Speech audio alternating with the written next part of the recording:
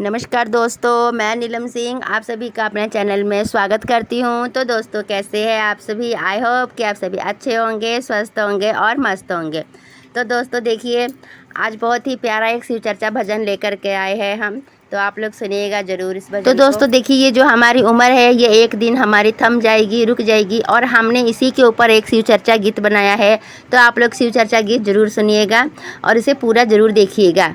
ओके, चलिए। सारी उम्र बीत गोइले हो हम देवघर ना, अरे सारी उम्र बीती गोइले हो हम बाबा से न मिलनी, बाबा से न मिलनी हो देवघर न गोइनी। सारी उम्र बीती गोइले हो हम देवघर न गोइनी। अरे माया में भूलैले मोरा मानवा हो हम देवघर न गोइनी। अरे माया में भूलैले हमर मानवा हो हम देवघर न गोइनी। सारी उम्र बीती गोइले हो हम देवघर न गोइनी। देवघर न गोइनी हम देवघर न गोइनी।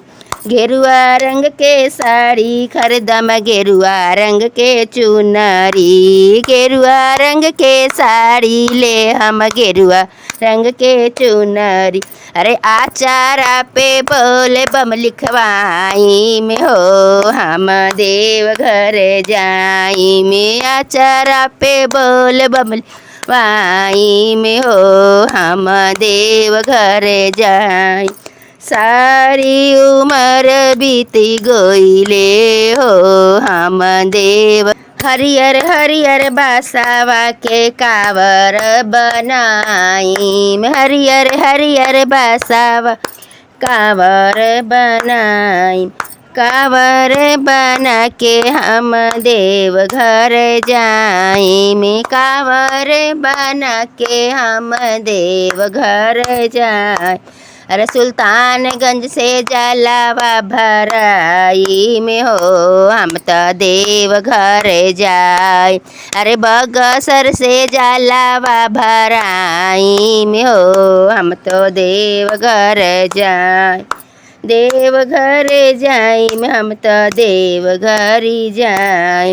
अरे घूमी घूमी बाबा के है जलावा चढ़ाई में, घूमी घूमी के करला दाया मांगम, के करला माया, के करला दाया मांगम, के करला माया। अरे के करला मांगम हम ज्ञानवा, अरे के करला मांगम हम ज्ञानवा हो हम तो देवघर जाय।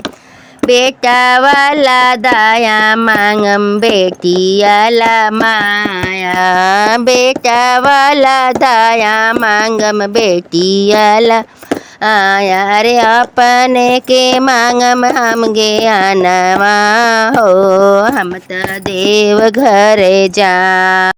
अरे माया में भूलैले हमर मानवा हो हम तो देवघर जाई।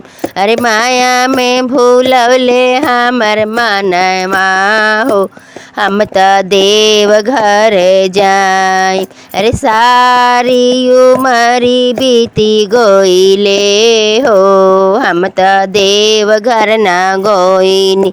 पूरा सामान भीत गोइले हो हम तो बाबा से न मिलनी। अरे बाबा से न मिलनी हो बाबा न बोलवले, अरे बाबा न बोलवले हो बाबा न बोलवले।